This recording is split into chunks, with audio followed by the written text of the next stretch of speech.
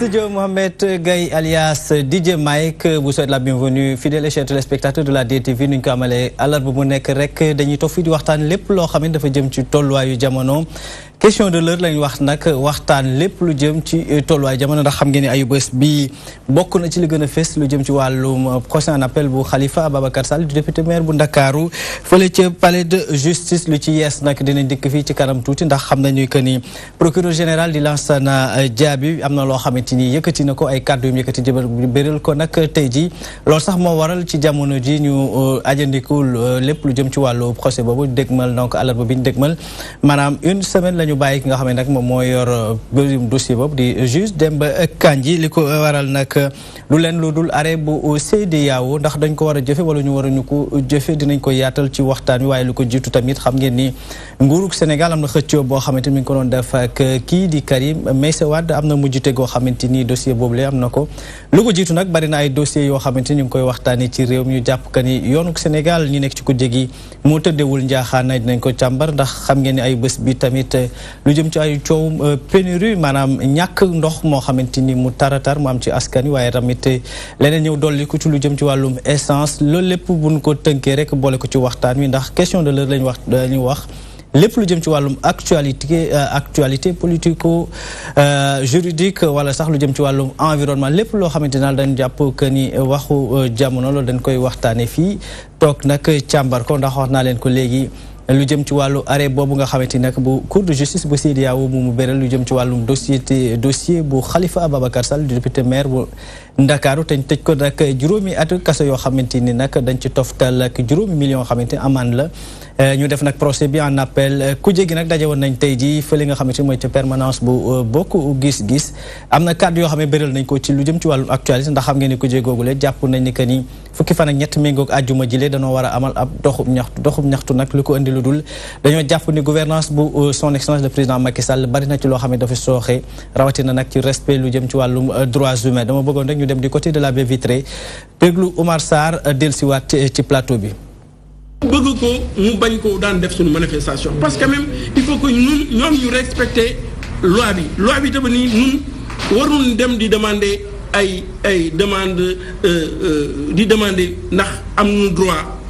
di def manifestation loi bi tamit rek il faut que rek ñu déclarer suñu manifestation def nañu suñu déclaration ñoom du war ñëw encadrer suñu manifestation loolu rek ñu war a def loolu mooy seen liggéey donc waruñu ñëw di bañ ay manifestation souvent nag lu ñuy def nuy nekk bay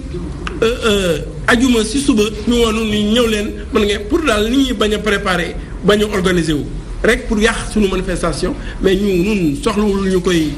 xaar ñu dara ñoo ngi suñu préparation et je pense aussi que leer na si ñëpp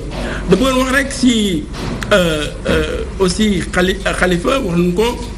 tribunal wax na ko procureur wax na ko mais du nuy Khalifa amul droit fanaan tey ji kaso ñoom sax wax nañu ko c'est pas normal waroon ko libérer tey ji du xaar suba du xaar grand suba te sans aucune condition ñu bàyyi jàmbur mu dem préparer élection. ñi ànd ak Khalifa Sall le député Khalifa Sall tey jii am nañu mbégte ndax dégg nañu tey ñi nga xam ni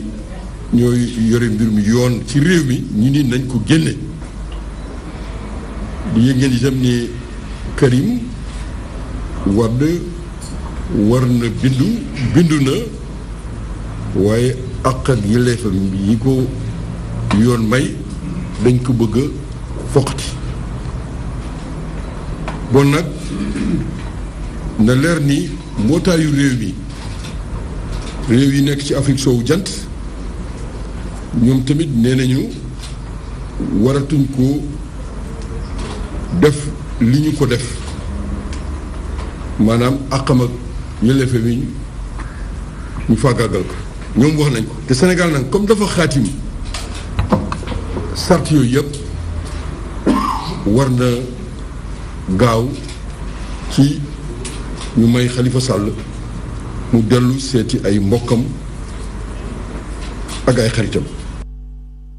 À l'instant, le professeur Bouba Diop bu Université Cheikh Anta Diop bu Ndakaaru nekkoon ancien médiateur ba pare nag bokk ci kujje gi wala sax ci fo li nga xamante ni mooy société civile waaye tamit Oumar Sarr bu parti démocratique sénégalais ñuy wax nag lépp lu jëm ci wàllum doxu ñaxtu bi nga xam ne ñu ko jàpp ci àjjuma jile méngoo fukki fan ak ñett ci weeru juillet ci atum 2018 bu ma dellusee ci plateau bi ma mbégte lool di dalal Pierre Joseph Ndiaye di attaché de cabinet bu ministre du tourisme di Mame Mbaye Niang ba pare di responsable Alliance pour la République parti njiitu réew mi fële ci Joal Fadiouth excellent jàmm ci plateau bi Pierre Joseph Ndiaye. waaw Mansour avant tout maa ngi lay nuyu maa ngi lay sant ci invitation bi mais aussi maa ngi nuyu l'ensemble des téléspectateurs de la DTV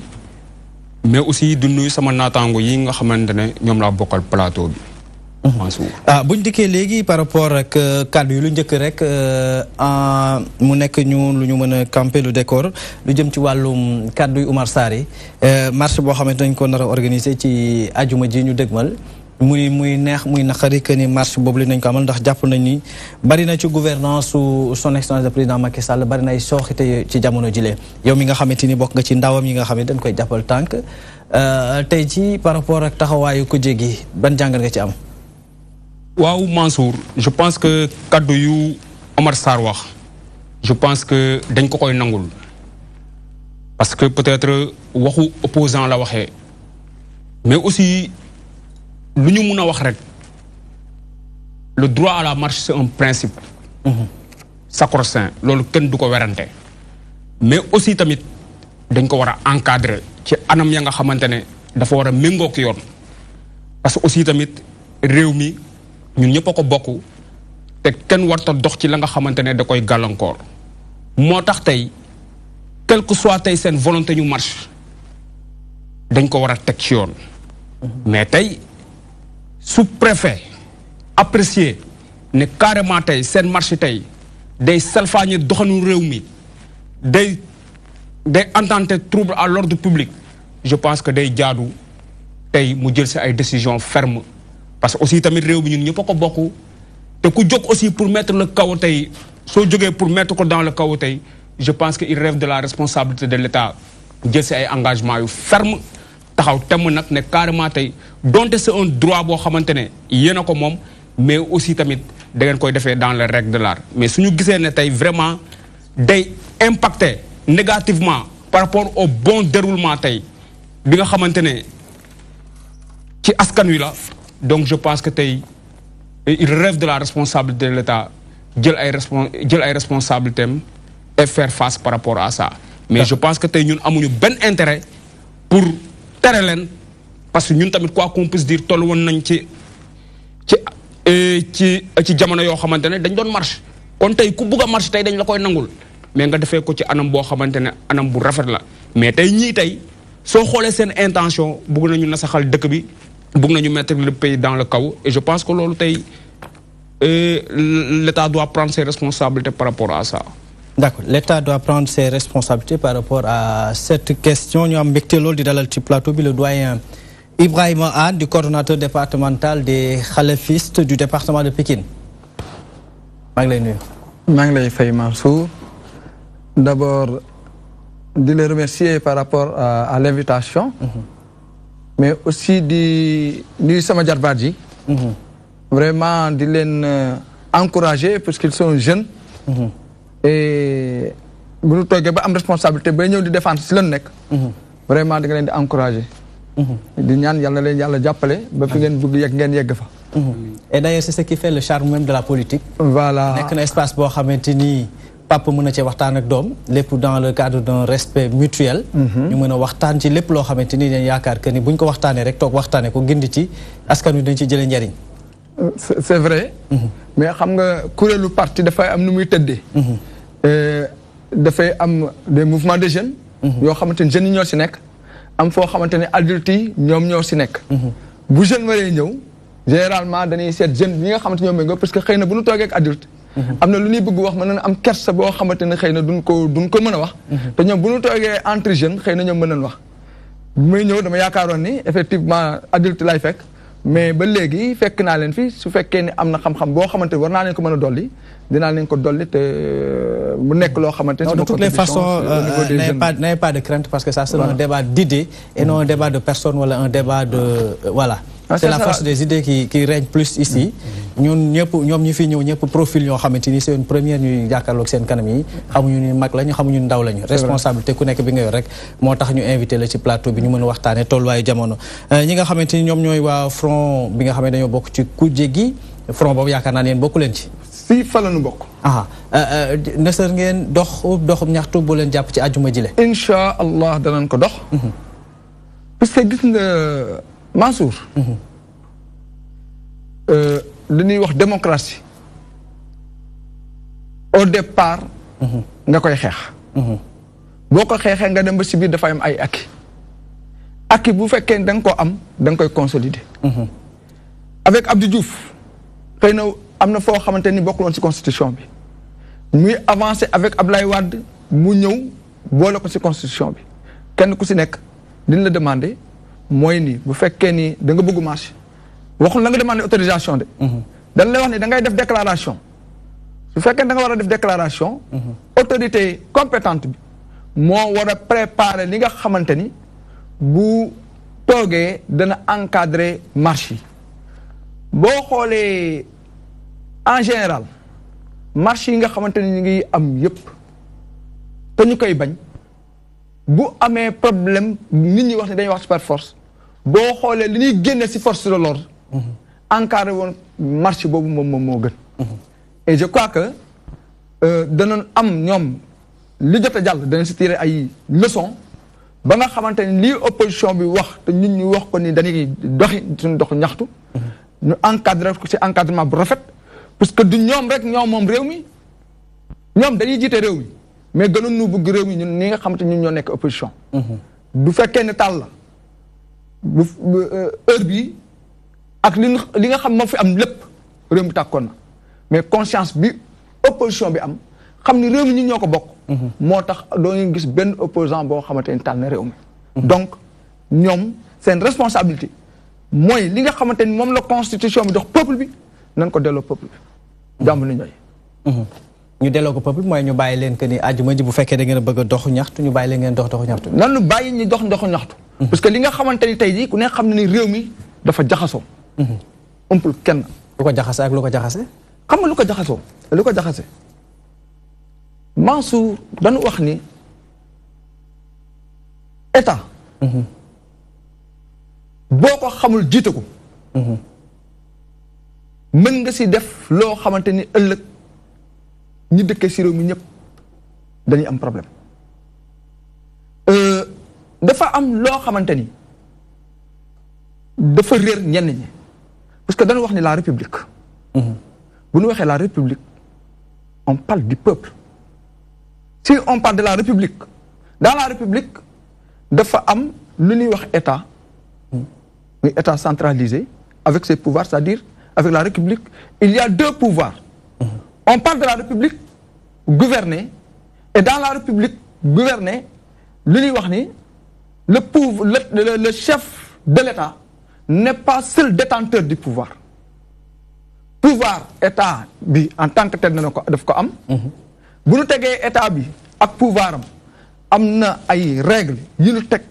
ñu wax ni lii mooy état mais lii état di doxee lii moo ko tënk ay loi ay règlement nga xamante état du ko génn. ci biir loolu démocratie dugg ñu ni beneen pouvoir keneen mën na ko am. muy le pouvoir décentralisé. loolu itam pouvoir boobu mu am lu ko tënk ay loi ay règlement nga xamante ni maanaam état day doxal par rapport à ces lois à ces règlements mais collectivité territoriale yi collectivité locale yi c'est-à-dire l'état décentralisé la part décentralisée ñu am aussi li koy tënk ñu am seen pouvoir di ko doxal correctement léegi nag république ci boppam dafa définir lépp ci biir constitution bu définir lépp ci biir constitution kenn ku ci nekk bu sàmmee la mu war a sàmm bañ a laal keneen moom ndax am na ay structures yu ñu teg bu fekkee ne état dafa def lu mu warul def am na structure yi nga xam teg nañ ko nga xam ki nekk état kooku moo koy contrôler on n'a pas besoin président de la république naan demal fii wala président defal fii wala defal la bu dee si beneen côté bi itam président de la république du toog naan dem leen fale def leen moom li muy taxaw il est à un niveau stratégique bu ñu tegee kuréel yooyu ba pare dañu ko wax ni ko yow en tant que président de la république lii yaay saytu ba nga xamante ni dara kenn du ko jalgati. parce que waxuñu président de l'état dañu wax président de la république maanaam le président de la république. dafa war a garder état bi ba nga xamante ni kenn dafa jalgati garder li nga xamante ni moom la institution bi beneen institution bi nga xam moo fi nekk nga xam kenn dafa jalgati. à telle enseigne que bu fekkee ni par exemple am na problème moom am na nu mu war a taxawee. tey jii bu ñu ko doon adapté ci réalité bi nga xamante ni moom lañ nekk ci jamono jile ban côté moo sooxe tey jii ba waral mën a yéen ngeen jàpp ni que ni da ngeen war a génn ci mbedd mi xamal àdduna bi àdduna wërngal këpp opinion internationale bi que ni réew mi am na sooxe te ci genn wàll. par rapport ak li nga expliqué yëpp ci appareil d'état république ak pouvoir yi ñu am ak ni mu séparation bi mu war a am yëpp. xam nga côté bu njëkk sooxe. mooy état dafa jël pouvoir am. jël beneen pouvoir bi tënk ko nappaaje beneen pouvoir. muy ban. muy pouvoir décentralisé. léegi état pour moom si biir le public dafa jàpp ni moom rek moo am pouvoir te ni ko neex lay doxale te li ma lay wax nii na nga xool la définition de la république boo ko xoolee dina la génneel nga xamante ni l'État n'est pas seul détenteur du pouvoir beneen bi si des mooy bu nu demee si loi yi institution yi ñu teg par exemple dañ lay wax ni la il y a la Cour des comptes il y a sa cour de discipline budgétaire il y a l'inspection générale d'État mais il y a aussi l'inspection générale des finances les chefs. Mais par rapport au cas de Karim Wade, li si am lépp normalement foofu lañ ko waroon régler. Par rapport à Khalifa Sall am na comment dirais-je la Cour des comptes boo xoolee dans le code des collectivités locales de 2013-10 dans la wax ni la c'est la Cour des comptes qui juge les comptes de la collectivité locale nga dem dans la comptabilité publique parce que bu ñu waxee comptabilité publique il y a une comptabilité pour la collectivité locale qui est une comptabilité publique mais il y a une comptabilité pour l'État qui est une comptabilité publique ñu ne l'inspection générale d'État peut inspecter tous les secteurs sauf là où c'est régi par une règle spéciale. Et dans ce cadre, là où c'est régi par une règle spéciale, dans le cadre de Khalifa Sall, le code des collectivités locales, bon, la règle spéciale puisque Moni, Cour des comptes, moi, juger les comptes des collectivités locales. Donc l'inspection générale d'État n'avait absolument rien à faire au niveau de la. mu mel ni Antos am na ci genn wàllu. Antos am na foofu benn. d'accord dinaa dikkaat jox la nga wéyal dinaa dikkaat jox nga wéyal. Antos on est dans le vif du sujet Abdou Ndiaye di responsable bu Alliance pour la République bu parti njiitu réew mi au niveau des HLM Abdou egsi la jàmm ci plateau bi. waaw Mansour maa ngi lay nuyu bu baax a baax je suis un responsable. de l'APR au niveau des HLM. mais am naa coordonnateur quand même. muy le camarade Jaraf Ndaw donc mais aussi ma lay nuyu di nuyu sama co-débatteurs yi di leen dalal aussi fii ci commune bi ndax fii sama commune ngeen nekk. et en tant que conseiller municipal je représente le maire donc maa leen di dalal aussi gannaaw bi ma dalalee sa studio maa ngi leen dalal aussi ci sama commune di dalal waale sama co-débatteurs yi. dafa am kàddu boo xamante ni fi doyen daaneel rek du ma dellusiwaat sax ci dox bi nga xamante ni dañ koy waajal mais dafa jàpp que ni li nga xamante ni tey ji mooy sukkandiku état. di tànk yi mu war a doxee dafa bari ci lu ci sooxee tey jii bu ñu jëlee l'exemple de ci jamono ji li nga xamante ni moo nekk ci lu nit yi Sénégal yi waxtaan lépp moom mooy mbirum Khalifa Ababacar Sall tey jii mu jàpp que ni Cour des comptes bi nga xamante ni wala sax appareil d'État de toutes les façons bi nga xamante ni tey jii moom moo dem càmbar ko du woon moom fa waroon a dem kon mu mel ni que ni am na ci genn wàll entorse am na ci wàll am na loo xamante ni jaaral nañ ko jaarul ci yoon mi waroon jaar. jërëjëf Mansour donc c'est deux questions nga posé par rapport ak seen marche bi ak par rapport ak le cas Khalifa Sall pour la marche li ma ciy wax mooy c'est très clair ki ñu dégg mu wax fii kooku la ñu gis mu jël xotti arrêté préfet devant tout le monde écran yëpp taxaw kon kooku bu ne danañu marche par force man du ma bett c'est pas une information di wax doyen aussi na ko c'est vrai que dañuy informer mais du question que dañuy informer rek ñu daal di la ne la ñëwal nga marche déedéet dañ koy encadrer. Il faut que aussi ñu xool ban temps nga koy defee nga préciser d'abord le temps bi nga koy defee ñu xool ndax temps boobu am na disponibilité pour encadrer ko mais aussi il faut que aussi nga définir fi ngay doxee itinéraire bi mais ñoom itinéraire bi souvent dañuy def temps bu heure boo xamante ne souvent seen marche yi vendredi lay doon heure juma lay doon dafay am trouble à l'ordre public dañu wax dëgg pourquoi duñ marche samedi pourquoi duñ marche lundi pourquoi duñ marche mardi donc loolu aussi il faut que sénégalais ñu xam ko c'est pas seulement que da ngay laaj autorisation amatul mais tu informes pour que ñu xool quelle est la possibilité de pouvoir faire cette marche là d'abord itinéraire wax naa ko temps bi aussi wax naa ko en 2012 amoon na benn arrêté boo xamante ne interdire na ñu marche lépp luy ville lépp lu nekk Dakar et pourtant ci régime bi ñu wax ne ñoom moo autorisé marche yi nga xam ne information rek la ngay joxe mais ci régime boobu tamit la ñu interdire marche boobu kon ça veut dire que marche booy dañ koy autoriser nga jóg rek nga marche informé pour que ñu andil la kii bi c'est pas ça en réalité c'est pas ça politicien dañ koy wax pour nëxasal askan bi mais du loolu dañ koy encadrer pour que mu bañ a am débordement. bon peut-être fi ñu leen doon séntu mooy yéen bi ngeen di ñëw da ngeen a prôner rupture maanaam li fi doon am dañoo jàpp que ni lu bëree bëri jaarul tul yoon yéen indi ngeen doxalin bu bees boo xamante ni buñ ñëwee koo xam ne yëg nga sa bopp que ni am nga lu la metti même boo dee ñaari nit ñu may permettre la nga dem toog fii wax ko pacifiquement nga ni lii metti na ma cim réew. mais buñ demee ba exception bi nar a nekk li nga xamante ni mooy règle. non mais Mansour d'accord naa ak yow loolu xam nga rupture aussi ce n'est pas balayer tout rupture ci lu bon waaye ci lu baax da nga koy continuer gis nañ fi autoroute à péage yi waxuñu ne dañ koy rupture continuer nañ ko donc il faut pas que gars yi aussi ñu naan li fi nekkoon moo fi nekk non li fi nekkoon ci lu bon la ñuy arrêté li fi nekkoon ci lu baax dañ koy continuer li nga xamante ne marche lay doon expliquer naa la ko boo doxee fii mën nga fay dox parce que souvent ñii marche ñu leen di interdire seen marche dañ leen di changer seen itinéraire ñu koy bañ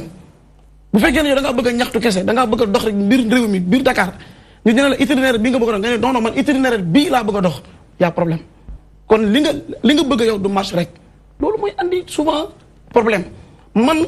d'accorduma ñu naan non on interdit les marches pour man ku bëgg a marche da ngay marche waaye nag da ngay marche ci itinéraire bi nga mën a marcher ak bi nga war a marcher pour nga ñaxtu la ngay ñaxtu waaye aussi nga teg ko ci temps boo xamante ne temps bu normal la bu ñu la mayee 15 heures ba 18 heures 15 heures ba 18 heures arrêté la soo bëggee continuer au-delà de 18 heures yoon day daan sa kaw parce que yoon moom mooy yoon rek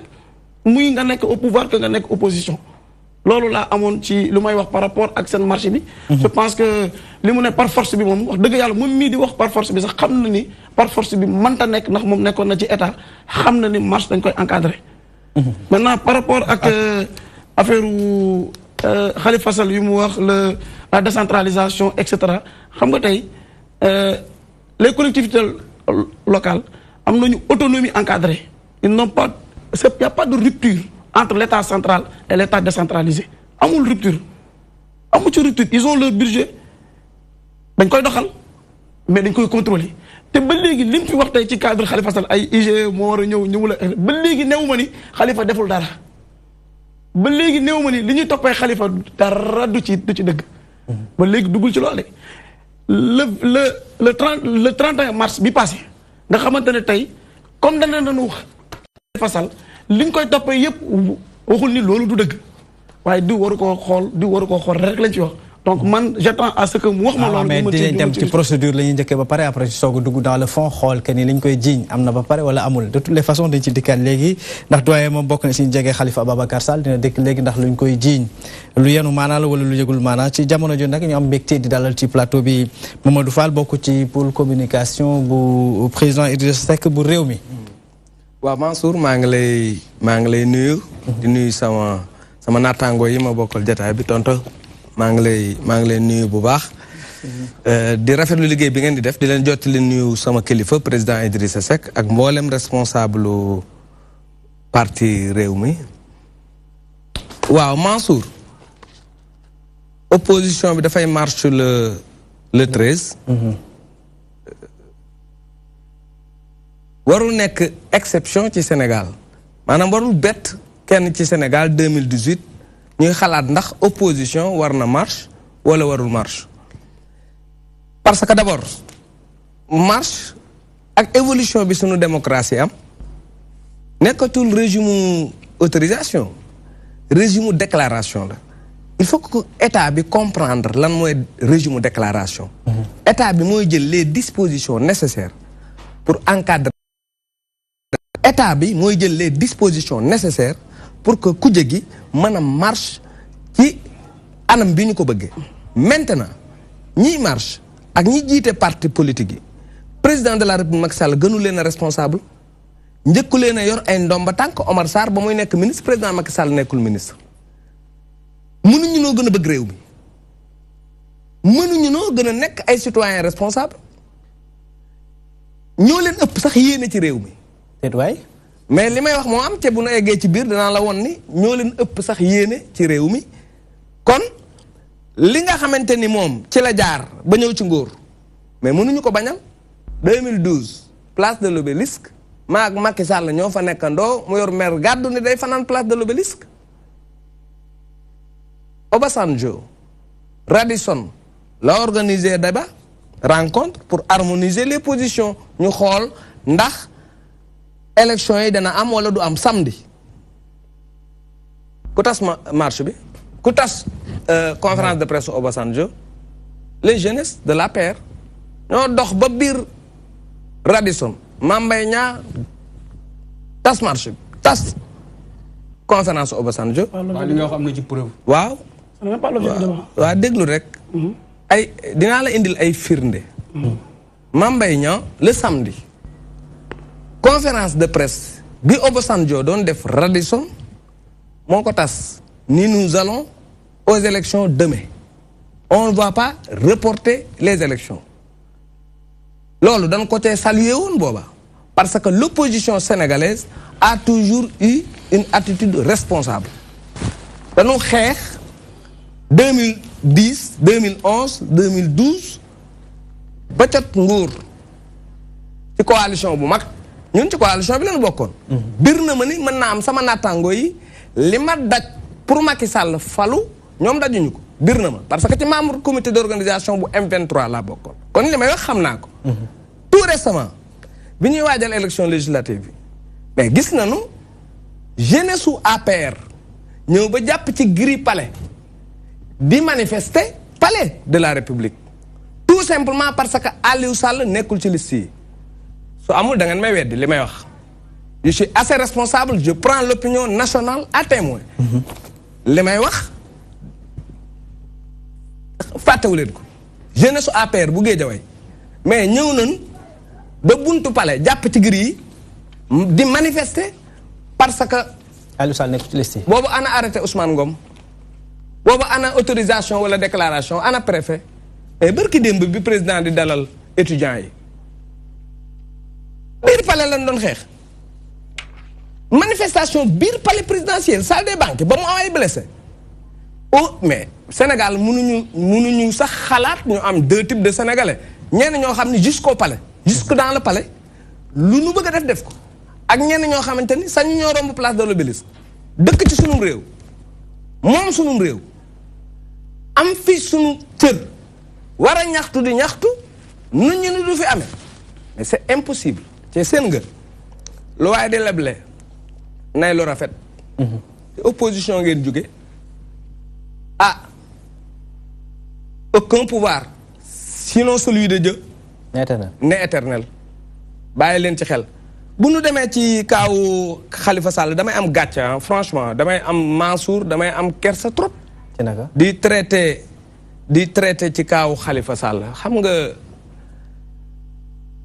am na boroom xam-xam un penseur français qui disait que on ne regarde pas l'État avec une loupe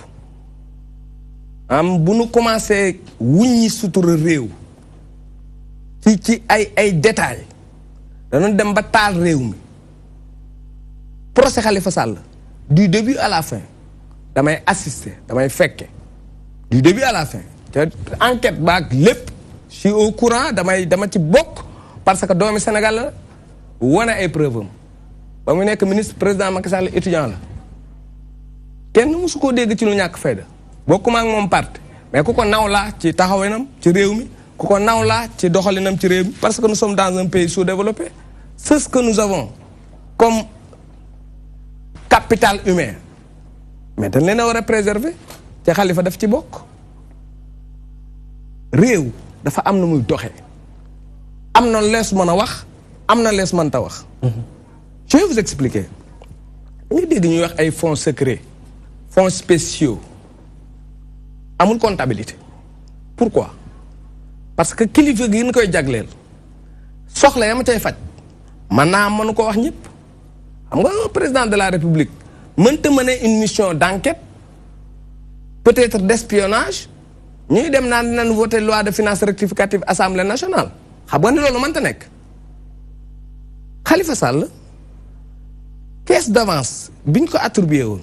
ci ku ne xam na ne caisse d'avance ci collectivités locales yi mënta weesu 5 millions ñu koy jox 30 millions par mois 30 millions par mois xam nañ ni kuy ñëw Dakar comme ni nga ko waxee léegi ñun bi ñu ñëwee fii yaa ñu dalal ndax yaa sa commune la maire de ville de Dakar maire de la capitale bu président amee gan moo koy dalal su kilifa tawatee ñëw Dakar di faju moo koy jël en charge bari na ay soxla yu muy faj xam nga ni président de la république du chaque jour mu disponible maire Dakar moom président ñoo daan bokk parti président danaan man de am naa soxla monsieur le maire taxawal ma ci bu dee sëriñ bu ñuy faj wala kilifa gu làqu ñuy yóbbu Dakar di yóbbu njaalam da ngay yóbbu kayit naan ñi faatu le bindal leen ma fii décharge manta nekk bu dee kilifa gu nu ràññee kilifa gi nag mën naa nekk kilifa diine mën na nekk kilifa aada nos grands sportifs nos grands artistes mën na nekk ci ay tolof-tolof maire Dakar jël leen en charge mais du rafet ngay wax ni diwkat ba mu feebaree maa ko faj wala diwkat ba mu bëggee évacuation maa ko defal loolu moo tax ci comptabilité bi doo wax exactement li nga faje soxla yi da nga koy codé dugub mbaa gerte président Macky Sall xam na loolu c'est-à-dire c'est ce qui nous fait mal moom xam na loolu c'est des formes de codification des fonds spéciaux tey nag soo bëggee taxaw ci loolu ne ko ndekete dugub ak ceeb nga ci doon jënd dugub ak ceeb bëgg koo tamu ndëmm ba mu egsi fii mu egsi pataas bu tàngalee doon ci yow lex bi ko jëkkee du ko mujjee xam nga moom moo ñoo manigancé ba dugal Khalifa Sall ci kaso bi tëj ko ci kaso bi nanu dem arrêt CEDEAO bi lu leer la ci arrêt boobu la ñuy dugg sax ma ñëwaat ci yow dinaa ñëwaat ci léegi monsieur Fall ñu wéyal ñuy gàttal tuuti Pierre Jo un peu par rapport ak arrêt CEDEAO bi Fall dafa wax que ni ay manigance la yoo xamante ni moom lañ def tey ji ba Khalifa Ababacar Sall nekk fi mu nekk tey ji mu mel ne arrêt bu cour de justice bu CEDEAO ñëw na ci benn yoon xamle que ni bari na ci ay ponk yoo xamante ni ci par rapport ak traitement bi nga xamante ni ak yelleefu doomu aadama yi rawatina nag ci règlement 5 bu UMOA que ni nit ki suñ ko jàppee am na loo xam ne war nañ ko wàcceeg moom nguurug Sénégal wàccoo wu ñëw wàllu woowule te tey jii bu ñu déggoo kàddu ki nga xamante ni nag moom moo fa nekkoon tey di Lansana Diaby dafa mel ni ci genn wàll bu ko waxul directement aussi que ni nguur gi confrontation boobu ñu jàpp que ni ci genn wàll dañ koy daw ci genn wàll dafa mel ni bañ bëre sëgg bëre dafa mel ni ci ngeen jëm. Mansour nga may ma tuuti rek. parce que il faut que ñu andi ay éclaircissement et c'est très important. ci la nag la balaa muy dugg si décision CEDEAO. je pense que sama naataango mon frère lu mu wax dafa graaw. lan la wax. opposition bi nga yaakaar ne mun nañu gën a bëgg réew mi ñun. soo xoolee si taxawaay soo xoolee si pas-pas soo xoolee si jéego ya nga xamante ne président Macky Sall def na ko ci réew mi. nañu xool taxawaayu gouvernement bi taxawaayu le président Macky Sall ak ñoom seen taxawaayu ujo politique bi kon su taxawee fii naan ñoom ñoo ñu gën a bëgg réew mi non damay foog ne kii day nax boppam. parce que à chaque fois quand il s'est agi de poser des actes nobles allant dans le sens d'une opposition constructive ils ont failli à leur mission. ñii tey kii mënut a taxaw fii devant les Sénégalais les 14 millions de Sénégalais ñëw naa ne ñoom ñoo ñu gën a bëgg réew mi nañu xoolaat seen taxawaay parce que quoi qu'on puisse dire tey soo gisee tey xel yi ñaaw tey par rapport ak marche bii ni tey ils ont fini de montrer leur preuve parce que à chaque fois soo xoolee ci intention bi ak ci motif yi par rapport à l'objet de leur marche benn objectif rek lañ si am mettre le chaos, mettre le pays dans une situation ingouvernable. Mais loolu le président Macky Sall il est assez responsable, l'État il est assez responsable pour ne pas accepter cela. Mais tey mënuñu leen bañal mukk le droit à la marche. Mais nag lu ñu bugg a def ut nañu pexe bu ne dara antuwul ñu ne nañ koy kal si marche parrainage bi fii la ñu fekk. Mais nag ka nga xamante ne marche ba ngay def jubluwoo ci leen lu dul nasaxal dëkk bi gàllankoor dëkk bi. Je pense qu'un État responsable ne va jamais permettre cela. te loolu duñu leen ko nangul, ne vous leurrez pas. yéen la nekk seen xel yi ak lu nekk suñu xel yi bokkewul yàqaa leen tax a jóg ñun yàquñu taxuñu jóg ka bëggul defar ak ka bëggul defar mënuñu bokk ab dëkk. loolu mooy suñu problème kon soo ñu naan yaa ñu gën a bëgg dëkk bi dama yaakaar ne ñun si beneen Sénégal la ñu nekk.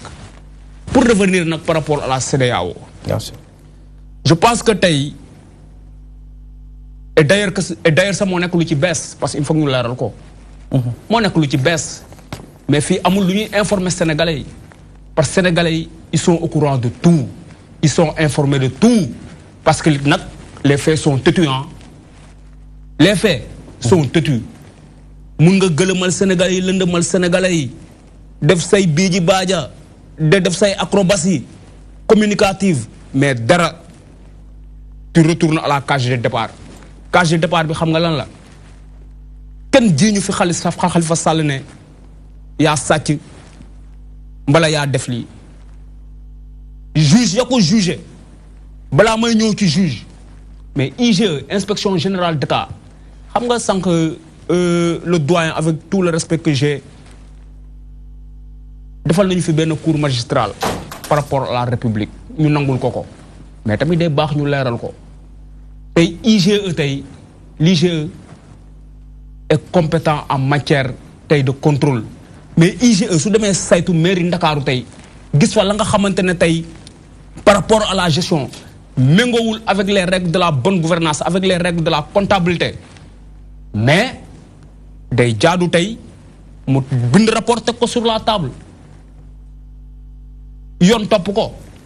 sur quelle table. sur quelle table. mais IGE su defee la muy def jébal ko ka nga xamante ne c'est l'autorité compétente. mais ñu saisir juridiction compétente bi comme ni ñu ko defee dans le cas de Khalifa Sall mais tey dañuy xool ndax mu dañ koy poursuivre ou pas mais loolu yoonu président Macky Sall nekku ci. du jox kenn la nga xamante ne tey moo naan toppal diw mbala doo topp diw nañu waxante dëgg attewul kenn te mënut a atte kenn parce que tamit amul cër ba nga xamante ne permettre na ko mu atte. et pourquoi nit ñi di wax procès politique. mais su leen neexee xam nga ku sa gémmiñ di nàcc doo wax dëgg sa gémmiñ di nàcc doo wax mukk dëgg tey peut-être benn langaamu comme ni ko Olof Njaay di waxee peut-être bëgg nañu langaamu ci politique bi aspect politique bi xam nga Sénégal Mansour ñu waxante dëgg te loolu ñun politique yi muy man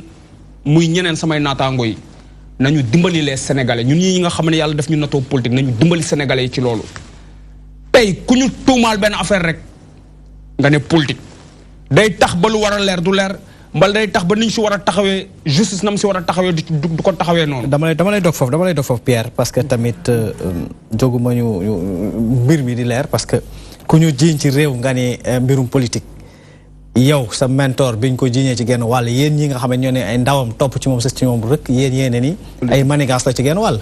non Mansour. ndax dañ ko mën a accepter fii bañ a ko keneen. Mansour je pense que loolu c'est pas l'objet de débat mais soo ma si interpellé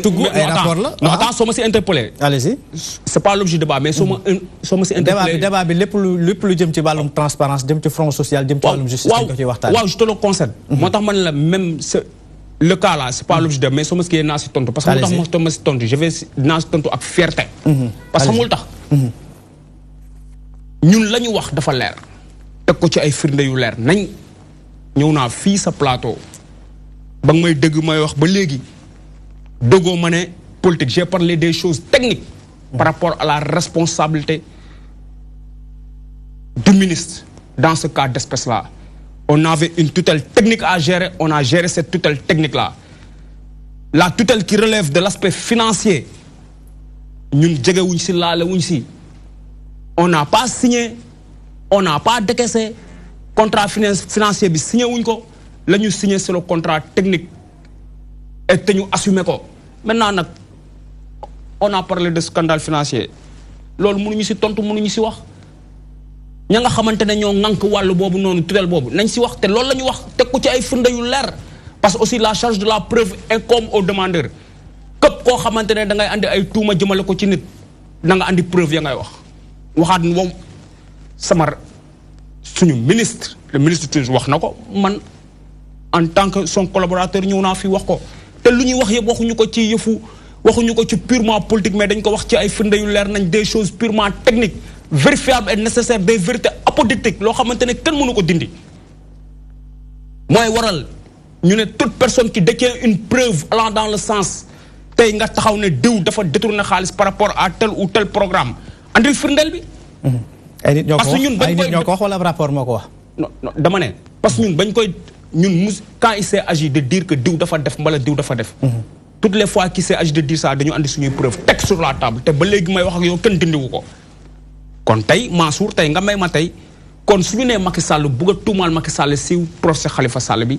ñun dañuy taxaw ne Macky Sall ne mêlé ni de près ni de loin. parce que Khalifa Sall lu ñu ko incriminé c'est sur des faits ya nga xamante ne moo ko def te lu koy firnde ba léegi du début procès ba léegi ba nuñ koy condamné tey musoo dëgg Khalifa Sall ci boppam mbala ay njoñam ne la carrément Khalifa deful. d'accord luñ lay wax leneen mais ñoo ngi ni bàyyil mu tontu ci loolu Pierre ñu continuer waxtaan la ñuy wax. allez-y doyen. D'abord nga may ma def benn digression parce que au moment où je vous parle. il y a notre camarade Abba Mbaye. Abba de Saint-Louis actuellement ñu ngi ko jàpp. et la même chose par rapport au parrainage ñu ngi jàpp notre camarade Barthélémy Dias tëj ko si loo xamante ne vraiment mbirum jaay doole la. waaye dama koy wax nii rek. le débat là ñëw ma pour polémiquer encore une fois de plus nee naa leen sama jalbaan ngeen.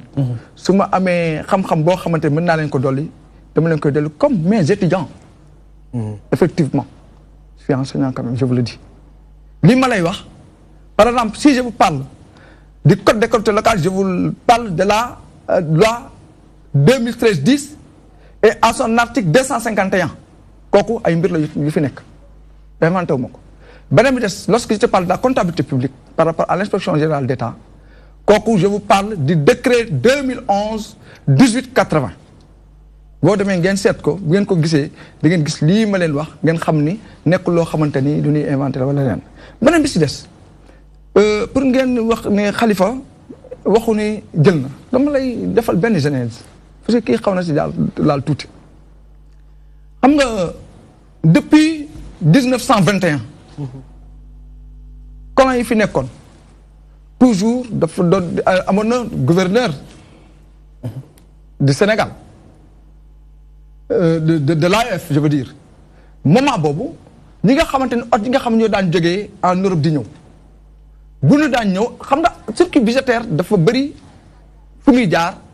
pour ñu mën a décaisser te am na loo xam ne bu fekkee dañ daan ñëw il fallait que mu am des fonds yoo xam ne dafa fiy nekk pour que seen gan yooyu bu ñu yegsee ak nu mu leen mën a bett ak fu ñu mënti jógee ñu mën leen teral en même temps fi nga xam foofu la nekk ñu koy def gis nga foofu la kees googu jógee bi mu jógee foofu mu continuer di ñëw ba ci effectivement les maires di nekk fii parce que xam nga leen ngeen xamul Dakar la mairie de Dakar am na 8 caisses d'avance yoo xamante ni yeneen collectivités locales yi ni ñuy marché si caisse d'avance noonu lay marché bii nii caisse bii nii c'est une régie d'avance mais c'est des fonds politiques qui sont loolu ces fonds yooyu ma la doon wax nga xamante ni dañ lay wax ni la Dakar bi bu fekkee ni par exemple dafa am ay gan yuy ñëw dañ ko war a defar bu fekkee ni par exemple président dafa am hôte pour nga jaar si budget bi génne xaalis dafay jafe ñu ni léegi le maire de Dakar keesam boobu moom mooy ganale moom mooy recevoir gan yi cocktail yi ak kii yi fi am yëpp moom moo koy def am na si yoo xamante ni comme ni nga ko waxee nii kilifa yi nga xam dañoo feebar parce que kilifa di nga ko xool yaakaar ne am na dara fekk na yàlla dénkoon na ko mu am loo xamante ni sutura bu muy wéyee tey wax xamuloo ko absolument yooyu lay kees gi dem ñu wax la dañu teg ay lu ko encadré ay fonds politique ñu ni la bu fekkee ni da nga ñëw parce que mos na am problème kees googu à l'époque du temps de qui? du temps de Diouf entre Mamadou Diop et Tanor et c'est Jean Collin qui a arbitré yéen xam na loolu ñuy wax ñoom xam na loolu et en ce moment là fii la ni leeral ni par exemple dañ la wax ni la bu fekkee ni kees googu dañ ko jël ki nga xamante ni moom nga justifié c'est l'autorité politique à l'époque c'était Moussa Ndoye qui est le gouverneur qui est le ministre des collectivités locales ñu ni yow boo ko jëlee ba pare si kooku nga war a justifié ji donc amul fu mu jaar si budget mi benn ñaareel bi fi Mamadou Diop jógee ba fi kii Moussa Ndoye jógee mais surtout Touré ma fi nekk surtout mi ngi dund am na jamono boo xamante ni si moom la justifié te dañ la wax ni la ni nga koy justifié c'est en nature maanaam ceeb diwlin li ni lekk loolu nga koy justifié amul leneen ma jox la benn exemple Khalifa tëj moment bi nga xamante ni si la ñu toogee ñu am problème boo xamante ni si descente acte 3 bi Khalifa ni woon ni moom du voté budget mais voté wuñu woon budget bi te 30 millions yooyu mi ngi doon génn kon xam ngeen donc bu ñu xoolee ne c'est que ça nga xamante ni 30 millions yooyu du nekkul xaalis bi nga xamante ni moom la koy gars yi di ni koy gars yi di wax et puis nga jàpp Dakar dafa am benn rôle boo xam ne constitution moo ko def dans toutes les capitales du monde mairie capitale ba dafay bokk ci dispositif de protocole du président de la République de ce pays ak capitale bu mënti doon fii nii lu ko may Khalifa loolu mooy constitution bi en son article 2 li may wax après ngeen dem xooli ko en son article 2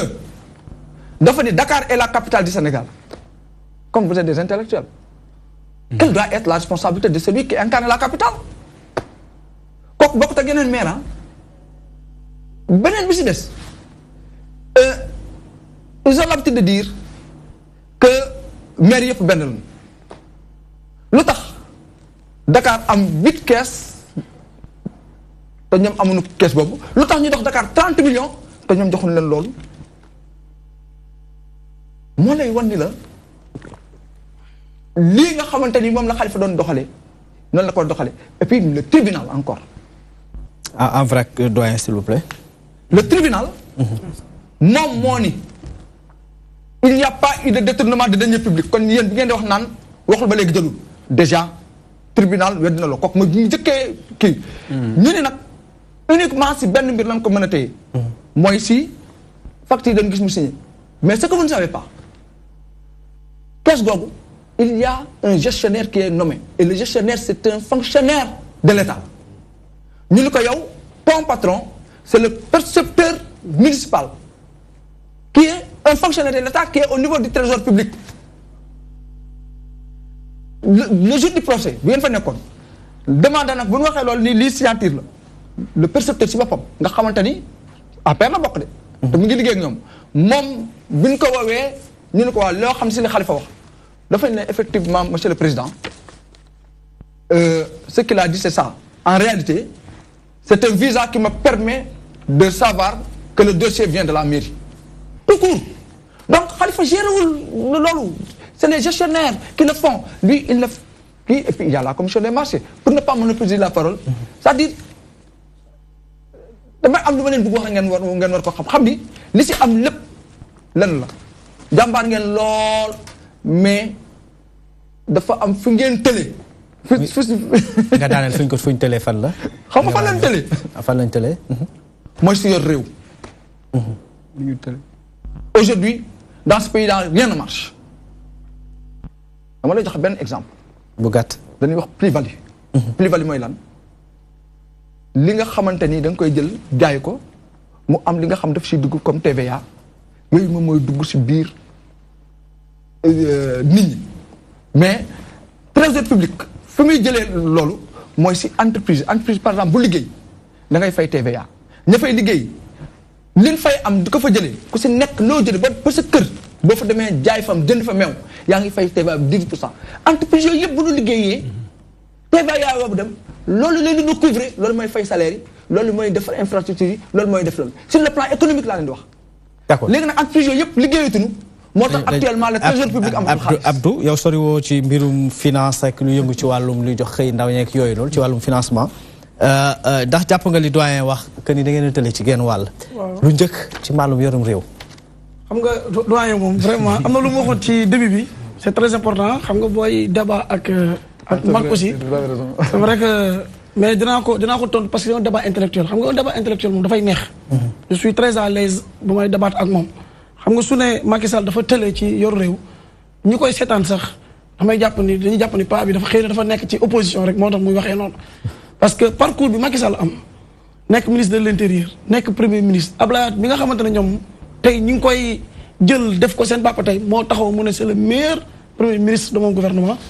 mu dem assemblée nationale ñu gis mu gedd lépp ñëw kii kooku tey parcours bi mu am ak résultat yu mu am nga ñëw tey nga ne kooku mënul yor réew vraiment xaw ma kan moo mën a yor réew très franchement xaw ma peut-être que Khalifa Sall xëy na moom moo mën a yor réew li mu wax aussi ci TVA xëy na dafa jum c'était pas 10% c'est 18%. 18 laa wax te 18 tey TVA boobu noonu benn élément rek la rek ci assiette fiscale bi donc fi ñuy jëlee ñun suñuy ressources financières dafa large lu TVA kese TVA lu ndaw la TVA c'est à la consommation. En réalité ce n'est même pas à la production. Taxe sur la valeur ajoutée la c'est à la man économiste la xëy bon mon professeur la mais man économiste la. domaine boobu tamit bon je sais pas il est professeur dans quel domaine mais loolu moom man xam naa ko. alors nga may ma répondre quelques éléments avant may dugg ci décision ci arrêt wu cour de justice de la CEDEAO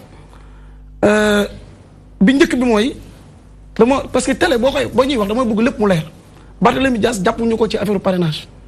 bi ñu paree ci jugement wu Khalifa Sall ca la saaga ay magistrat ñu jàpp ko outrage à magistrat parrainage bi fekk ko sax mu nekk ci biti. donc moom xëy na dafa juum ci loolu aussi ma di ko leeral comme dañ nekk ci télé. Moustapha Fall wax na ni la question Mamadou Fall la question sociale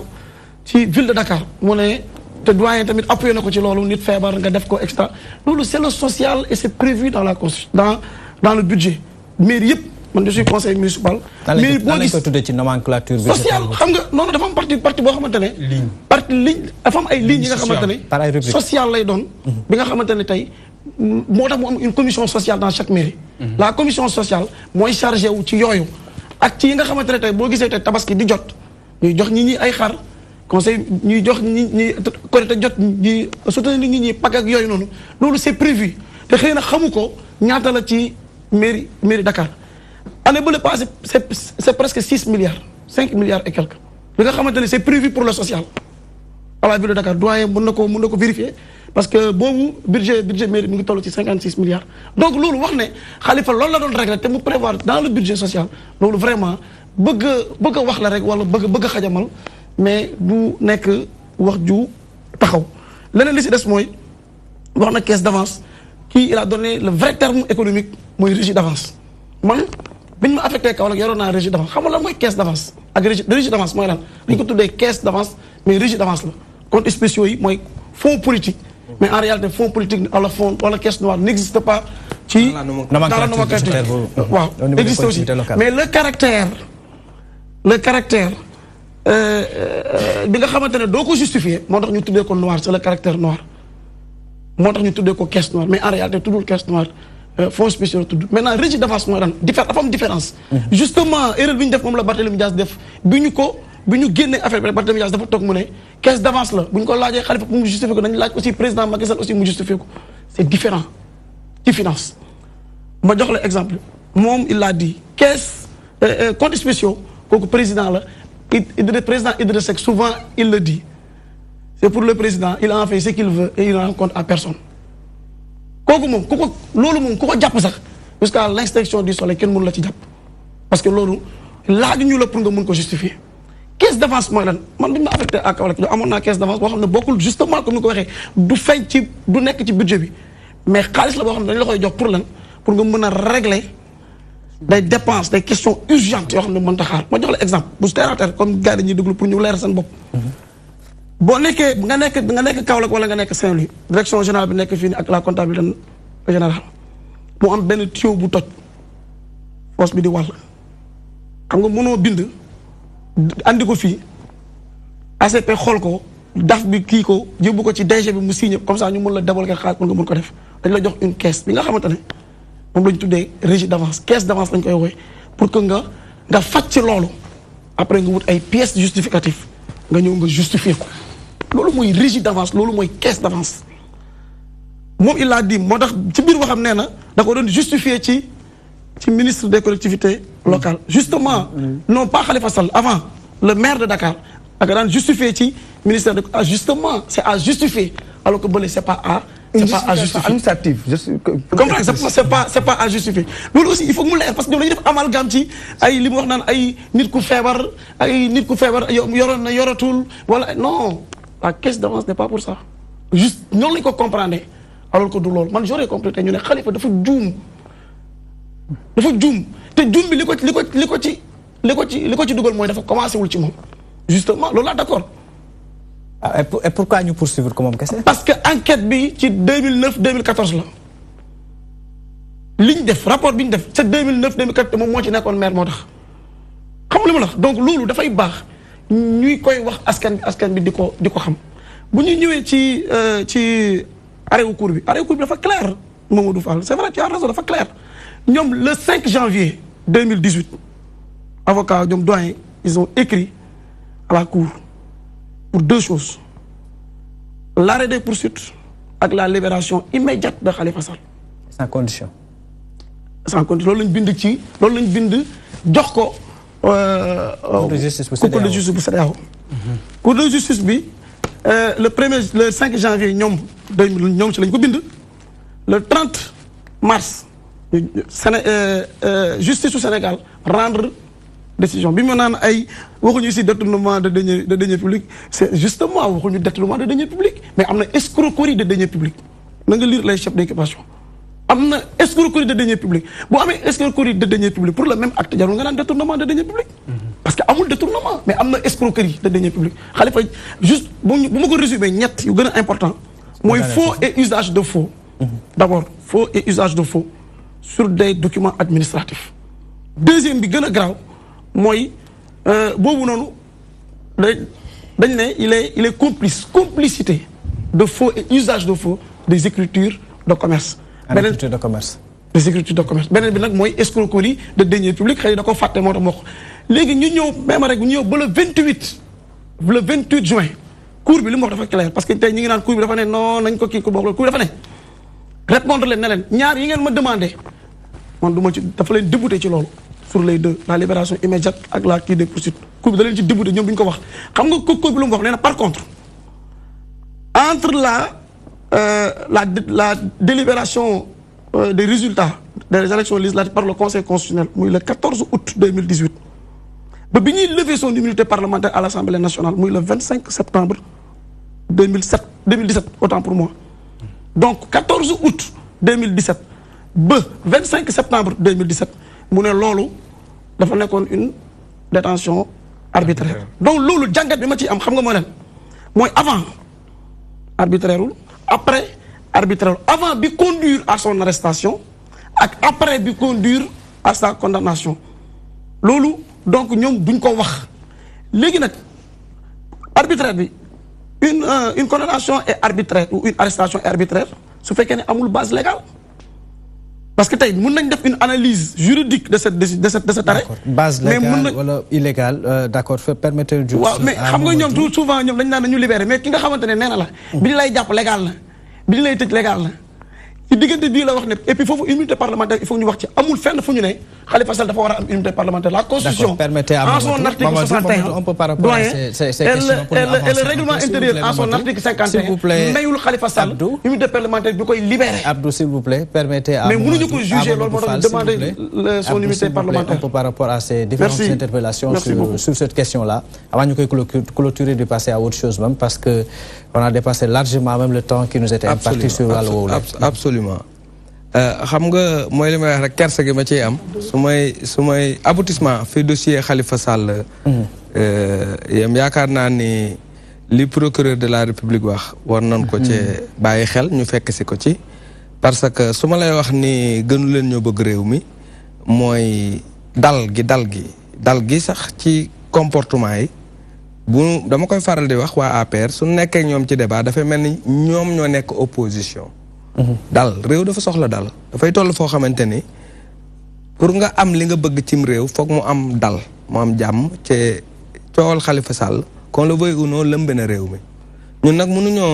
mënutunoo tëj suñu biir rek di def lu nu neex nu am suñuy nawle ñun carte d'identité biométrique CEDEAO ñoo ko njëkk am ci espace bi jël doomi réewum Sénégal Moustapha Cissé Lo teg ko ca bopp parlement CEDEAO waaw CEDEAO yëkkati ab dogal ni lii ngeen def kat wàccoowul ak respect droit de l'homme ku ne xam na ni espace bi ñu nekk léegi dogal nañ ci ni képp ku ñu jàpp ca enquête préliminaire bi sax sa avocat daf la war a assister te loolu dañ ko bañal Khalifa Sall ku ne d'accord na ni ab député moom mënoo koo tëj te levé immunité parlementaire am te Khalifa toog na ab diir danoo njëkk ni amul immunité parlementaire amul pour téye ko ci kaso bi ñu dem ba ci yàgg ñu ni am na ko dem levé ji immunité parlementaire xam nga bu ñu demee ba ciy daan nguuru Sénégal 35 millions bu ñu ko daanee nguuru Sénégal ci dossier Khalifa Sall xanaa kay duñ ko fekk agent judiciaire de l'État bu fekkee ni mooy fay xanaa du ko fekk ca kaso ba di ko fay CEDEAO amul benn obligation jox injonction gouvernement du Sénégal ni ko libérer Khalifa Sall junj dafay doy borom xel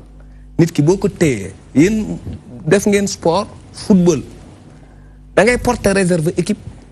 moom football na ba gagné maanaam joueur daal warta football parce que dafa âgé et cetera dogal bi dab ko annulé na sax match ba mu footballoon bu ama ay point daf koy ñàkk dan lay wax ni ci procédure pénale le fond n'est pas plus important que la forme si a priori la forme est viciée on ne peut pas parler de fond c'est-à-dire bala ñoo wax li Khalifa def ak liñ koy jiiñ mooy le fond anam biñ ko war a àttee anam ca jàpp ga arrestation procédure judiciaire laa wax enquête préliminaire instruction ba ca jugement ba avant ñuy wax fond li mu def anam bi ñu ko jàppe anam bi ñu ko téye jaarul yoon te loolu avocat Khalifa Sall yi yàgg nañu koo wax. waaw mais CEDEAO non waa déglu rek xam nga man bi ngay wax dagguma la. c'est-à-dire que il faut avoir aussi cette mooy li ma lay wax il faut que dal gi. waaw dal yow man du ma dagg kenn ci débat danga may déglu rek CEDEAO li mu wax ak li mu waxul li ci gën a am solo galañu CEDEAO daal mooy Sénégal wàccoowul ak yelleefi Khalifa Sall ci diir bi ñu ko jàppee ba bi ñu ko téyee pour conclure loolu képp kuy doomu Sénégal gàcce la ci yow ñu toll ci réew moo xamante ni ñoo nekkoon capitale de l'AOF ñëpp ñu leen doon roy barki démb bi ñuy songi Yaya Jammeh di ko génne Sénégal la jiitu woon de bu doon équipe ñu ni mooy capitaine bi. dafa tekki ci yow que ni recul démocratique dafa am ci réew mi. mais ça j'ai pas besoin de le dire. c'est-à-dire ñoom ce qu'ils ne comprennent pas mooy qu'on ne gère pas un pays avec des émotions. Khalifa Sall bu desoon Benno Bokk Yaakaar tey di dem kaso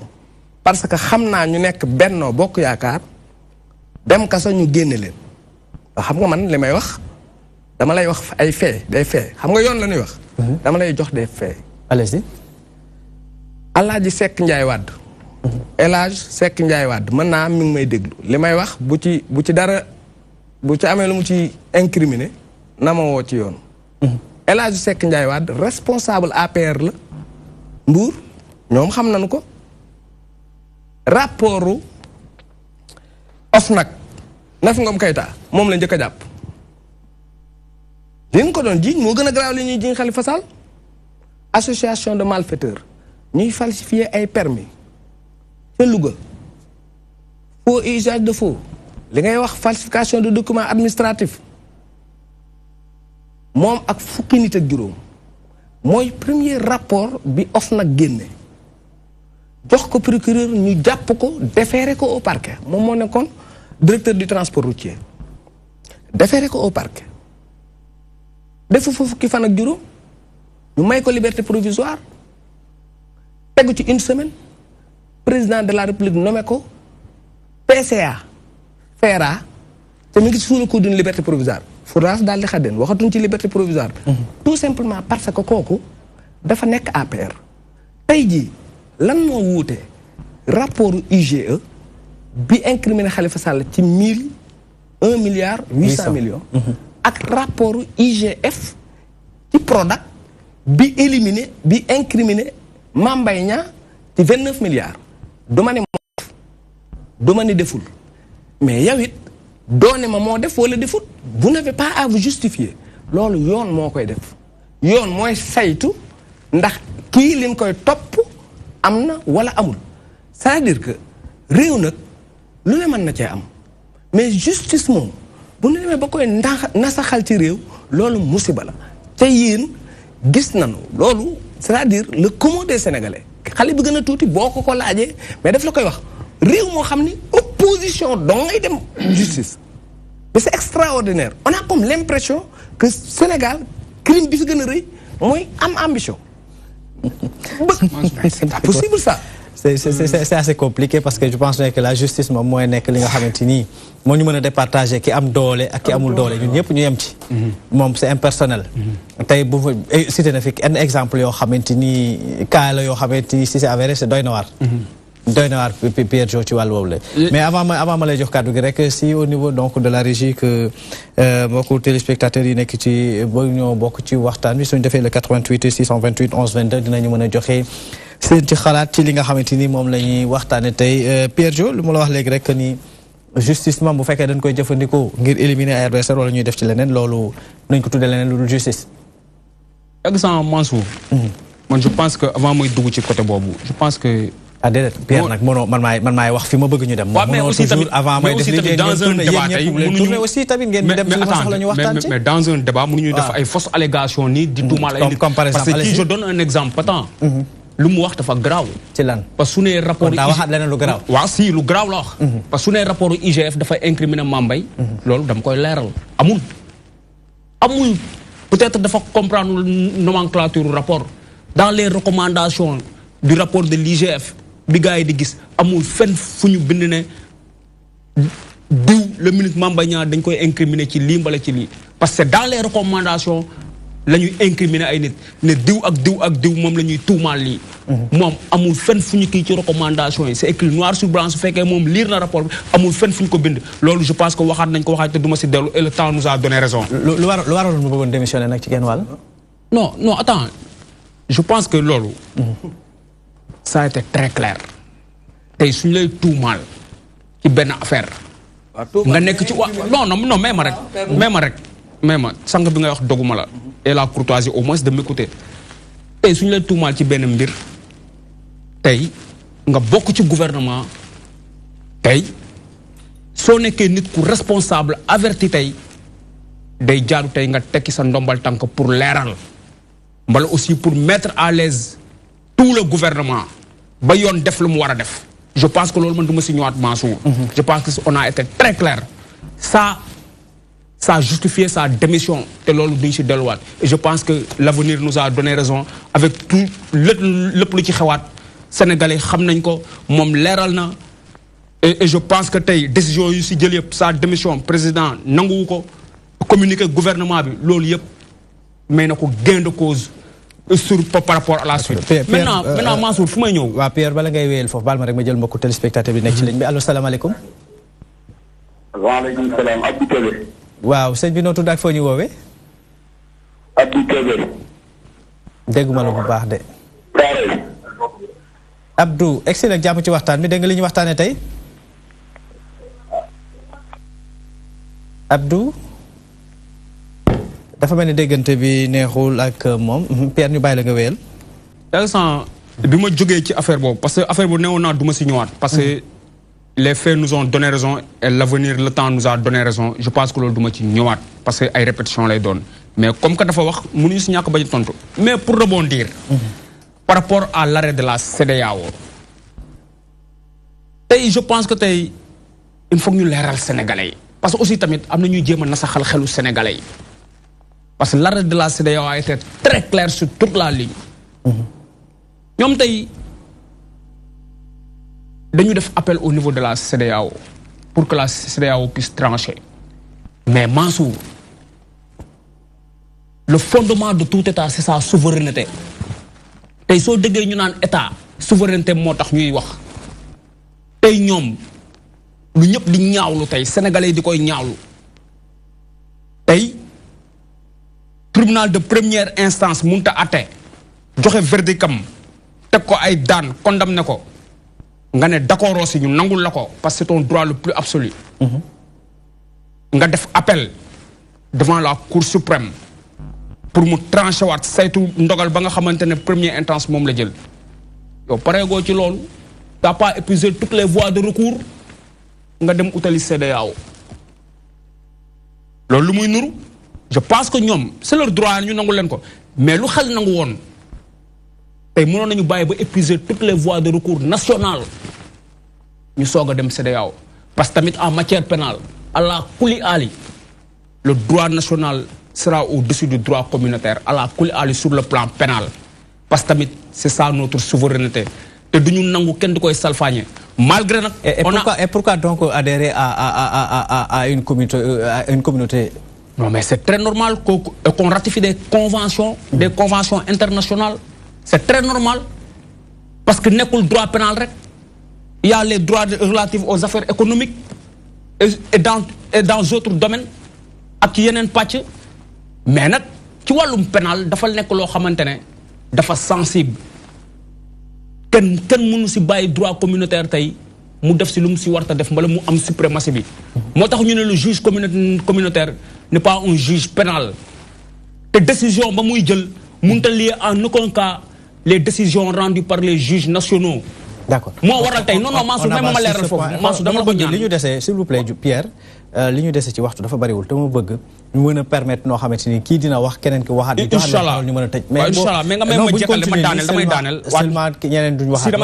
damay daaneel rek allez-y foofu moo tax ba CEDEAO jëlee décision ñoom ñu bëgg a nasaxal xelu sénégalais yi ne waaw daan CEDEAO daan na leen 35 millions ko condamné na leen kon tey loolu tey la procédure elle est nulle dafa war a impacter par rapport à la décision alors que la CEDEAO dit clairement l'arrêt dit clairement même su fekkee on n'a pas l'intégralité de l'arrêt je ne peux pas statuer sur le fond parce que piège bi loolu la woon dañ ko bëggoon mu statuer sur le fond CEDEAO ne man mënuma saytu la ca biir concerné wu ma am na aw ma ci compétence mais par rapport au droit de Khalifa Sall man lii laa ci gis te loolu jusqu'à présent c'est discutable parce que moo tax c'est discutable on n'a pas encore vu la quintessence même de l'arrêt. L'intégralité de l'arrêt, pour voir la motivation du juge de la CEDEAO. S'il vous plaît, permettez à Mouché Anne, peut-être dans une certaine mesure, jege na avocat yi bu fekkee même gisul fond wala quintessence su arrêt boobu la am na lu mu ci mën a gindi askanu Sénégalais. jërëjëf Mansour. D'abord balaa ma dem CEDEAO bi si problème Prodac bi laa bëgg wax ba pare. Puisque foofu moi j'ai un problème. N'est-ce pas qu'il y a un ministère de l'agriculture non? Oui. Prodac li muy def du si problème agriculture. Pourquoi ñu jël par exemple le Prodac yóbbu ko si ministère boo xam ne tourisme la te waroon ko jox agriculture c'est là où le problème se pose. Beneen bi je continue c'est une question. Voilà baal ma doyen bala ngay wéyal ma jël mbokku téléspectateur dafa xaw a yàgg ci ligne bi allo salaamaaleykum. maaleykum salaam. dañ bi noo tudd ak foo ñu woowee. waaw maa ngi woote Italie maa ngi tudd Pape Fall. ah d'accord ana waa Italie ñu ngi si jàmm. waaw ñëpp ñu ngi sant yàlla bu baax ñu ngi si jàmm alhamdulilah. dégg nga li ñuy waxtaanee tey. waaw am na lu ma si jot a déggee. waaw d'accord nga nit ci sa xalaat rek. waaw li ma bëggoon wax moom mooy que il faut que ñoom toog foofu ñu xam ne ñoom ñëpp ay jeunes lañu quoi. donc man mii di wax nii mën naa ni APR laa votel mais pour l'instant nii pour suba bu ñu waxoon naa ko votel du ma ko defaat. déet waay lu ko tax. parce que dafa bari ay affaires yoo xam ni ñun xaaruñu ko woon si moom.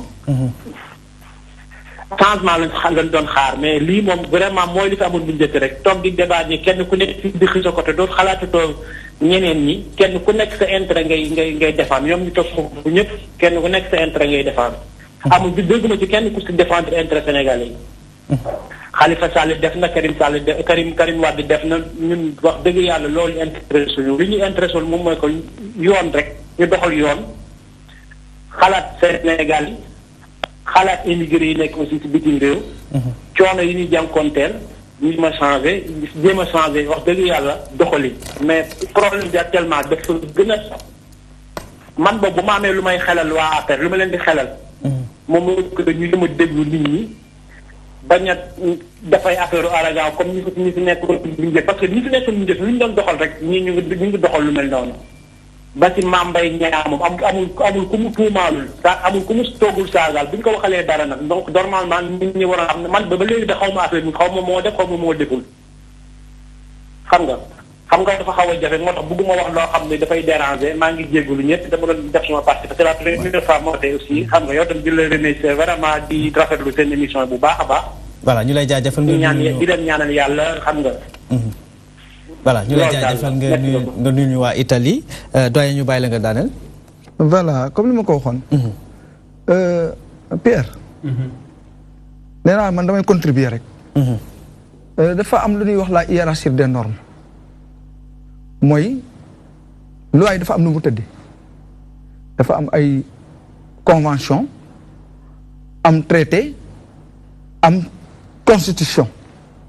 maanaam loi ak loi réew yi xam nga dan la wax ni la yow bu fekkee ni pour les lois communautaires dan la wax ni la bu fekkee ni par exemple yow da nga see bëgg bokk li ëpp solo mooy la constitution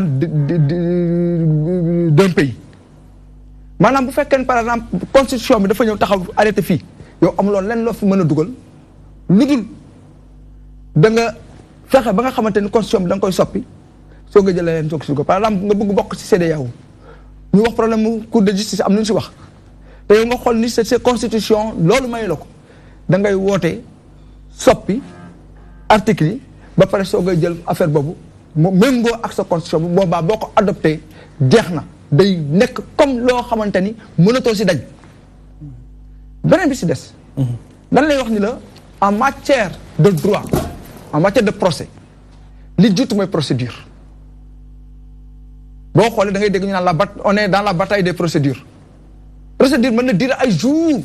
tant que épuisé wuñ ko ba dindi ko doyen baal ma rek mbokk fa lay ñëw del siwaat ci ligne bi allo salaamaaleykum allo asalaamaaleykum waaw foo ñuy woowee noonu maa ngi woowee plan Jaxaay waaw dégg nga li ñu waxtaane tey wax nga ci dikk rek ci lu gàtt ndax li ñu dese ci waxtu dafa bareetul si waaye par rapport ak comment ça s'appelle justice bi moom laay njëkk a intervenir allez-y ben c'est-à-dire dafa am loo xam ni jarul sax ngay jàng-jàng bu sori li waa ji wax sànq rek xamul ndaw sax mun na comprendre ne réew mi boo faree ci Macky Sall président Macky Sall kenn du la def dara loo mën def mais su fekkee da nga far ci opposition lu toll ne tarfatal ay ni soo ko juumee yaa ngi ci biir je suis pas pour jàppal opposition bi pour mu sàcc alal réew mi après indi ko la laal loolu ma foofu ku suñu alal na ko delloo mais dañuy wax justice équitable la ñu wax mooy dañ la fal nga waat ci constitution réew mi constitution Sénégal nga waat Sénégal yëpp nga jaboote bi fii sa waay toogee léegi mosuñu ñu ne non woo nañu diw wala Samba Ndiaye bu bokk ci moom pour ay rapport épinglé ay nitu boppam mais c'est ça la ci réew mi fan lañ jëm après keneen bu toogaatee tamit fayal la fi toppalaat sa waa jooju il a beau expliquer ki bokk affaire CEDEAO nii CEDEAO naa xaw a ŋaañ ak yooyu CEDEAO moo fi indi abré ngeen valide voté te arrangé wu leen ngeen koy waxee ni garaawul sax ci côté CEDEAO laa di wax sànq laay wax man mi di wax ak yow ci ñu fal Macky Sall ci 65% yi ci laa bokk mais bi ko tën suba par principe ak li ma gëm parce que yaakaaruma ci APR bi ma jox ma ni dundee xëy daan suma doole laa am mais bu ñu ko tëggoon suma ma weddi ko te bari naa ci ay morom parce que yaakaaruma ni gouvernance sobre ainsi de suite jàppal bàyyil mais malheureusement ñoo ko gisandoo ñu waay joxe voilà ñu lay jaajëfal li ñu dese ci waxtu dafa bariwul doyen allez-y li ñu dese wax ci waxtu nag bariwul malheureusement procédure mooy lan dañuy xool d'abord balaa procès bi ba xam ndax nii ñu jaaree procès bi baax na ndax yoon bi ñu jaar pour war a mën a juger nit ki baax na wala baaxul Khalifa Sall bi ñu xoolee gis ni ñii lu ñu leen wax ñu tegg ko te li ñuy wax yëpp dañuy salfaañe ay mbiram si la dem cour justice CEDEAO cour justice CEDEAO ñëwul wax jugement waxul si jugement Sénégal mais comme dañu wax ni balaa jugement di am dañu war a fexe ba nga xamante ni procédure bi day normal nga teg nit ki si yoon bi nga xam boo ko jugé dina am une justice équitable un jugement équitable bi mu xoolee nag gis ni fii ni jaar de un Khalifa Sall député la te ñoom dañu wax ni amul immunité parlementaire ñu jàpp ko bu ñu dem ba si biir bu ko jugé ñu dem dindi immunité parlementaire am ñu xam ne kon xañ nañ ko ay yellefam yooyu moom waxul si jugement te du wax si jugement parce que dañu wax ni balaa jugement di am fa ngay teg jugement bi mooy jëkk wóor bu fekkee ni par exemple jox mën na am procédure boo xamante ni par exemple dañuy jàpp nit ñu dem si procédure bi ñu dem ba si biir ñu gis ni ah kii kat bu ñu yeggee nii du baaxul ñu arrêté procès bi mais CEDEAO boobu ñuy wax ñuy ŋàññi fi mu nekk nii mais CEDEAO boobu moo waxoon ni Hissène Habré Sénégal mënu ko juger Sénégal lu mu def dafa trouver beneen astuce trouver beneen cour ñëw pour juger ko. chambre africaine la créé ñëw juger ko mu ñëwati encore ba ñuy dem Gambie ñan la du CEDEAO ñoom ñoo ko jox kii ñoo ko jox ndigal pour mu dem mais tey juge bi kii le procureur de général moom la wax. mu ne bu fekkee ni institution yi nga xamante ni moom la Sénégal bokk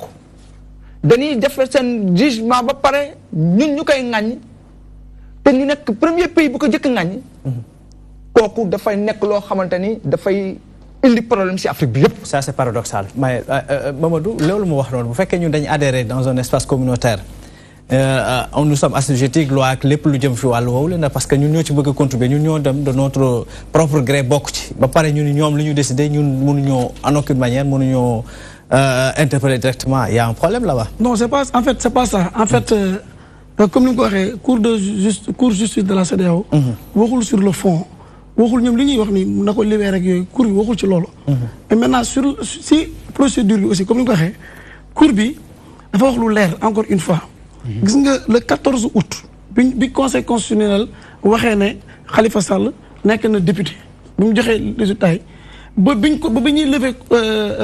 immunité parlementaire muy 3 mois 11 jours exactement le 14 août ba le 25 septembre ca la wax ne loolu c'est une détention arbitraire avant le 14 août ca lañ ko jàpp donc procédure yi ñu def yëpp a jàpp ko nee na c'est pas arbitraire c'est basé sur des choses légales donc après le 25 septembre mooy jugement bi yëpp ba niñ ko jugé waxul ni c'est arbitraire encore une fois ma am aussi benn affaire bu important ma di ko wax cour de la CEDEAO nee na le 2 février doyen le 2 février 2018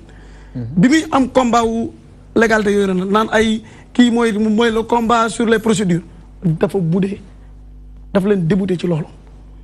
est-ce que comprendre ma la donc aujourd'hui man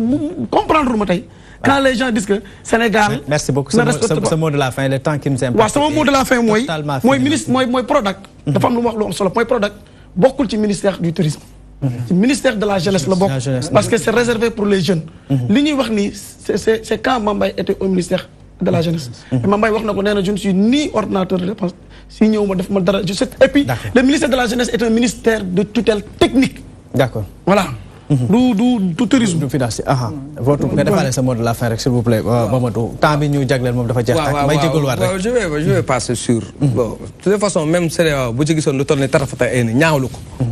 ko àdduna bi di dégg ni ci ñu àttee Sénégal am na lu toll ni tarafata ay ni lu ci ñaaw rek loolu war nañu koo jomb ñun. man nekkuma fi di wàññi naan période bi moo baax ak période bi moo baax ak saa suñu téye Khalifa Sall ca anam bi jaaral yoon rek ñun war nañu koo jomb. Mansour su ñuy wax ni Macky Sall il fait tout ce qu'il peut mais il peut peu dafa am fu ñu ko teg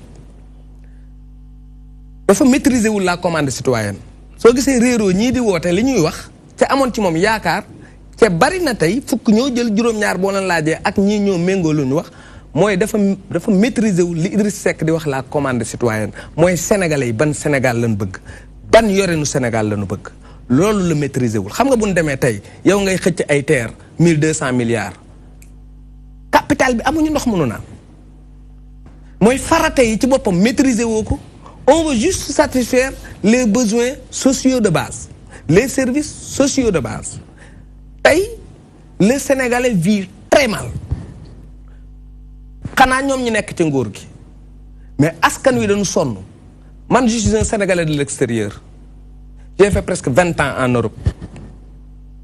gis naa jafe-jafe yi Sénégalais de l'extérieur yi am Europe neexatul mais mënuñu ñibbisi parce que amuñu benn assistance su état. Et pourtant teg nañ fi ay fonds ay faits. mais xam nga man j'en ai discuté. avec le consul du Sénégal à Madrid mu ñëw seet si woon ñu daaw on demande plus que ça. Aujourd'hui on demande plus que ça les Sénégalais de l'extérieur par ma voix réclament plus que ça à l'État du Sénégal. J'aurais préféré en tant que Sénégalais de l'extérieur au lieu ma am un haut conseil des collectivités locales ma am un haut conseil des Sénégalais de l'extérieur. D'accord. Au moins di nga am benn structure parce que mënuloo am communauté boo xam ne ils interviennent dans le budget à hauteur de 30%. Le tiers du budget du Sénégal moom la ñuy contribuer te amuñu benn structure autonome bu leen di gérer. Je demande à la place de Macky Sall mis en place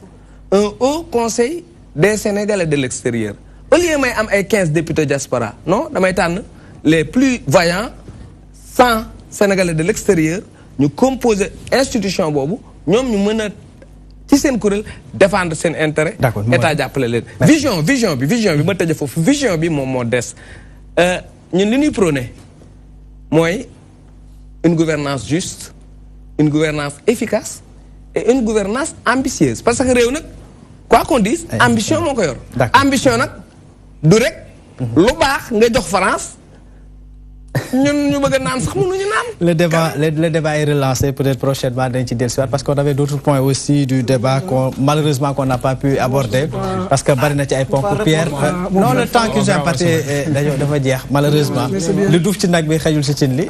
Vraiment on vous remercie. En tout cas ça a été un énorme plaisir de vous recevoir sur ce plateau. Je rappelle aussi que nous avions comme invité tey jii Pierre Joseph Ndiaye di attaché de cabinet bu ministre du tourisme ba pare di responsable APR Alliance pour la République fële ci Joal Fadiouth. C'est comme ça. Ouais. Voilà, merci beaucoup d'avoir fait le déplacement. Merci beaucoup. Merci beaucoup et infiniment à vous aussi doyen Ibrahima Anne di coordonnateur bu départemental bu ñi nga xam ne ñooy ànd ak Khalifa Babacar Sall di les khalifistes de Pikine. De Pékin. En tout cas, je les remercie beaucoup. Je remercie d'encourager les jeunes. Voilà. Et prochainement, comme vous savez, je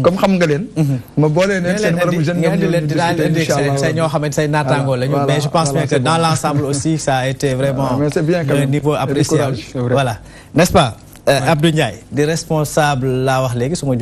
responsable Alliance pour la République fële ci HLM. Pareil, conseil municipal, c'est ça. Voilà. Donc je les remercie bu baax a baax ci invitation bi. di féliciter aussi doyen le fait que mu voilà. débat bi neex na. amul déraillement. xam-xam génn na fi. vraiment lii il faut que ñun aussi ñu assainir l'image de la classe politique. C'est important. pour que aussi les meilleurs aussi ñu jéem a bokk ci politique parce que les images bi ñun jeunes yi ñoo ko war a defar. D'accord, merci beaucoup. En tout cas, tout le mérite revient au doyen qui a accepté au moins aujourd'hui de débattre avec des plus jeunes. Merci beaucoup à vous aussi, Mamadou Fall, di membre pour communication bu parti Rewmi, parti Rewmi président Idriss Seck. Président Idriss Seck Mansour pareillement di la gërëm yow aussi di ñaanal ki nga xam ne moom moom lañ duppee studio bi muy DJ Mike di suma xarit. voilà Pikine laa dëkk. macha allah yàlla na ko. yàlla xare àjjana. merci beaucoup merci beaucoup à vous aussi fidèles et chers téléspectateurs de la DTV. Mention spéciale à l'équipe technique bi nga xam ne ñoo ñu jàppale ci préparation émission bi mention spéciale autant pour moi à la rédaction de la DTV.